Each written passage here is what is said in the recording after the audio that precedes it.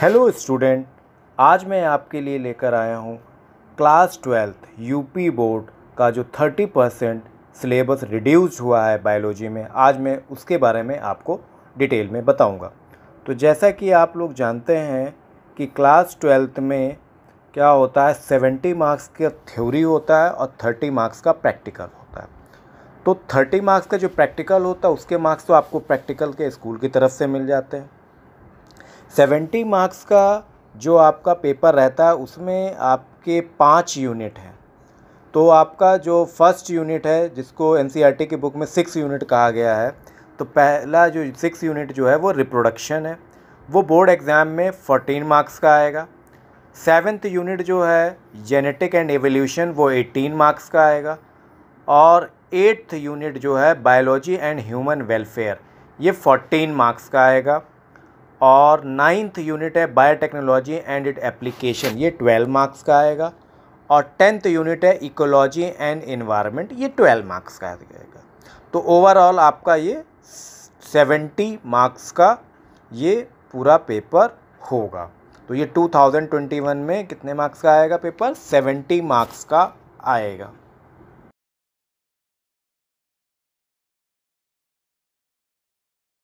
Student, अब मैं आपको बता रहा हूँ यूनिट वाइज। तो जो आपका 6 यूनिट है क्लास 12 में रिप्रोडक्शन, इसमें 4 चैप्टर हुआ करते हैं।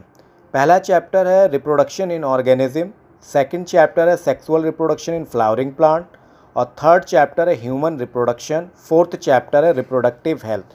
तो आपके लिए गुड न्यूज़ ये है कि इस यूनिट में first chapter reproduction in organism वो इस साल हटा दिया गया है। तो यानी 2021 के बोर्ड एग्ज़ाम में उस चैप्टर से कुछ भी नहीं आएगा।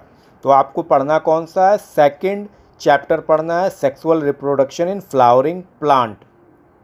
तो इसमें टॉपिक हैं आपके flower structure, development of male and female gamete, pollination, types, agencies and example, out breeding device, pollen pistil interaction, double fertilization, post fertilization, development of endosperm and embryo, development of seed and formation of fruit, spatial mode, apomixis, parthenocarpy, polyembryony, significance of seed dispersal and fruit formation। ये topic आपको second chapter में पढ़ने हैं।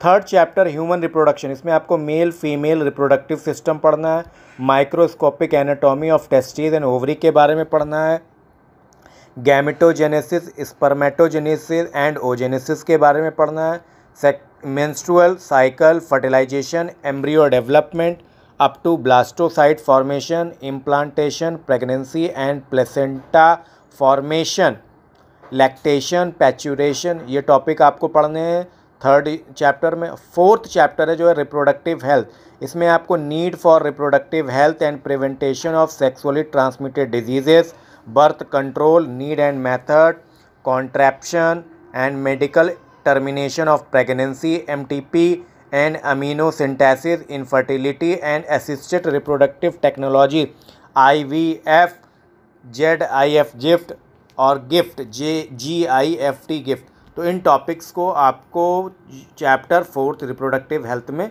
पढ़ना है।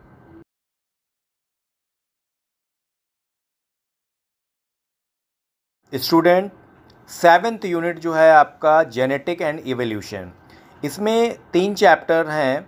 तो chapter 5th जो है principle of inheritance and variation, 6 है मॉलिक्यूलर बेसिस ऑफ इनहेरिटेंस, और 7th चैप्टर होता था इवोल्यूशन।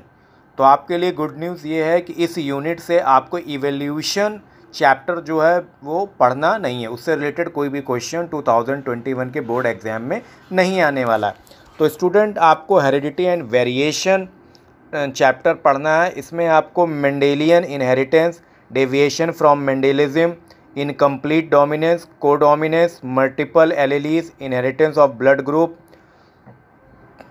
उसके अलावा आपको pleiotropy, elementary idea of polygenic inheritance, chromosome theory of inheritance, chromosome and gene, sex determination in human being, birds and honey bee, linkage and crossing over, sex linked inheritance, haemophilia, colour blindness, Mendelian disorder of human, thalassemia, chromosomal disorder in human, Down's syndrome, Turner and Klinefelter syndrome. तो इतने topic आपको heredity and variation जो है chapter principle of inheritance of variations में पढ़ने हैं। अब बात करते हैं चैप्टर 6 यानी मॉलिक्यूलर बेस ऑफ इनहेरिटेंस में आपको कौन से टॉपिक पढ़ने हैं।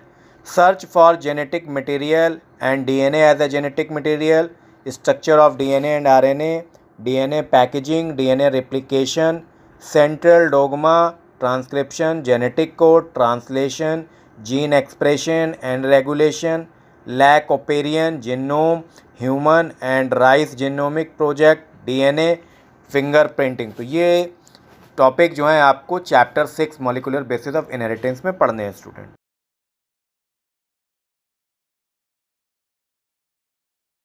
स्टूडेंट यूनिट 8 की अब हम लोग बात करते हैं, बायोलॉजी एंड ह्यूमन वेलफेयर। इसमें भी 3 चैप्टर्स हैं। चैप्टर 8 है आपका ह्यूमन हेल्थ एंड डिजीज़, और चैप्टर 9 है strategies for enhancement in food production, और चैप्टर 10 है माइक्रोब इन ह्यूमन वेलफेयर। तो आपके लिए गुड न्यूज़ ये है कि इस यूनिट से strategy for enhancement in food production को हटा दिया गया है, यानी उससे रिलेटेड कोई भी टॉपिक 2021 के बोर्ड एग्ज़ाम में नहीं पूछा जाएगा। तो टेंशन फ्री रहिए स्टूडेंट। तो आपको chapter 8 human health and disease में क्या पढ़ना है। Pathogen parasite causing human disease, malaria, dengue, chikungunya, filaria, ascaris, typhoid, pneumonia, common cold, amoebiasis, ringworm and their control, basic concept of immunology, vaccine, cancer, HIV and AIDS, adolescence drug and alcohol abuse. तो ये topic student आपको human health and disease chapter से पढ़ने हैं। Next जो आपका chapter है chapter 9 तो हटा दिया गया। तो chapter 10 microbe in human welfare में आपको स्टूडेंट क्या पढ़ना है। Microbe in food processing, industrial production, sewage treatment, energy generation and microbe as bio control agent and bio fertilizer, antibiotic production and judicious use. तो स्टूडेंट ये topic आपको unit 8 के chapter number 10 में पढ़ने हैं।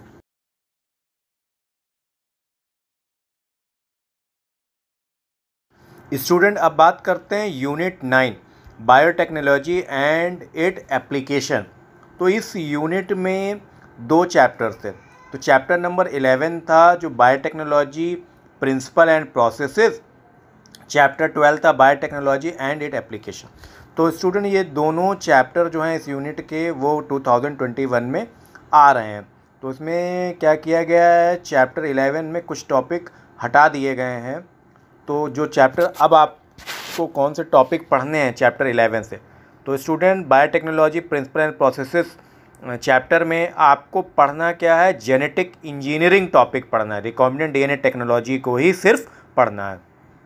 चैप्टर 12 बायोटेक्नोलॉजी एंड एप्लीकेशन, इस chapter में आपको टॉपिक पढ़ना है application of biotechnology in health and agriculture, human insulin and vaccine, stem cell technology, gene therapy, genetically modified organism, BT crop, transgenic animal, biosafety issues, biopiracy and patent. तो ये topic जो हैं student आपको chapter number 12 biotechnology and application में पढ़ने हैं।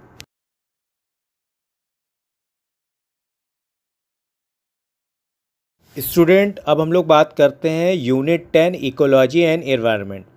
तो इस यूनिट में क्या था, 4 चैप्टर्स हुआ करते थे। Chapter 13 organism and it population, chapter 14 ecosystem, chapter 15 biodiversity और चैप्टर 16 था इन्वायरमेंट इशू। तो स्टूडेंट इस यूनिट में क्या किया गया है कि चैप्टर नंबर 13 है और 15 है, यानी चैप्टर नंबर 14 जो इकोसिस्टम है उसको हटा दिया गया है, और चैप्टर नंबर 16 इन्वायरमेंटल इशू उसको भी हटा दिया गया।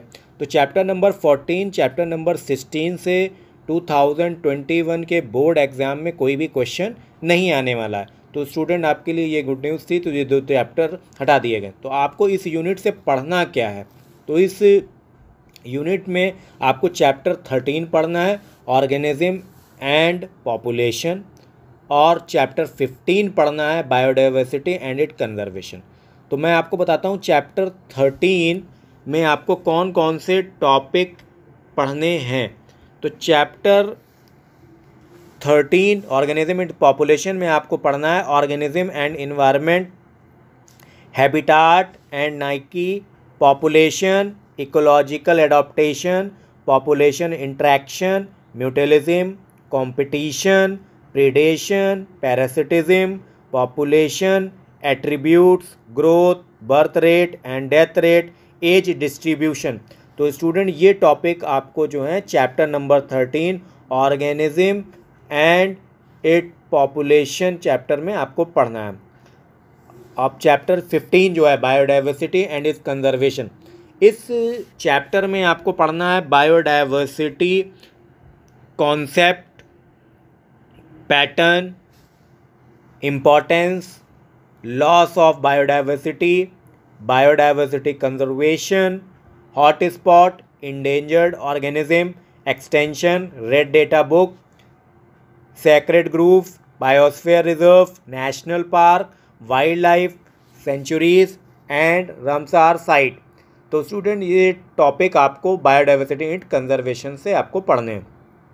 तो ये बहुत ही अच्छा है स्टूडेंट्स के लिए कि 2021 के बोर्ड एग्ज़ाम्स में आपको बहुत ही कम पढ़ना है, 30% सिलेबस जो है रिड्यूस हो गया है। तो स्टूडेंट 2021 में आप बहुत ही अच्छा स्कोर कर सकते हैं। Okay, thank you.